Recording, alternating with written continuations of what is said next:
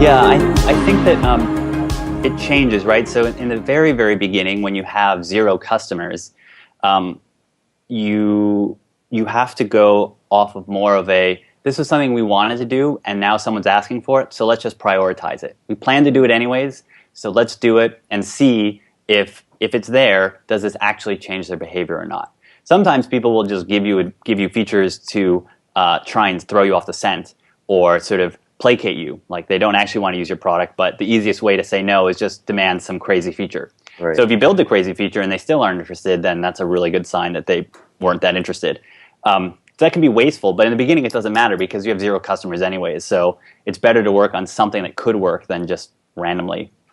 But as we've grown, um, what you find is that if you are serving a particular problem and sort of job that this product is trying to accomplish, then you'll start to see that people may have different ways of expressing it, but they're trying to accomplish the same goal. And so one good example of that would be um, people were taking all the feedback and taking it out and starting to categorize it because they wanted to know how many people were talking about this or how many people were talking about that. And we heard that a couple people were doing that through talking to them on the phone and over email. And what we realized was that we didn't have search.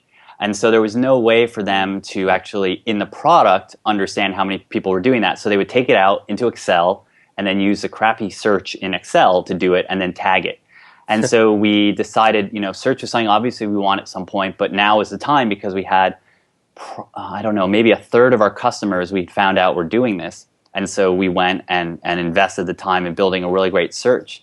And then that then led into this idea of trends where you could then create a search and save it forever so that anytime anyone ever mentioned like app crashes, it would automatically put that feedback into this bucket. So we sort of solved it orthogonally because you don't have to tag it or anything. It just automatically goes in there.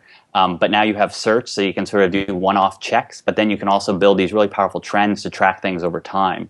And so that's sort of, I guess, sort of how we think about features is it's what problem are we trying to solve here? How many of our customers have this problem? And if we solve it, do we think it's a meaningful enough problem that this will make a difference in their day-to-day use?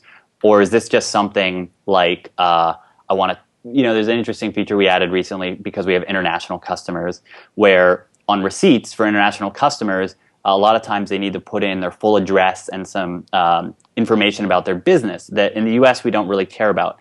And so that feature was important, but only once we had enough international customers that I couldn't do that by hand.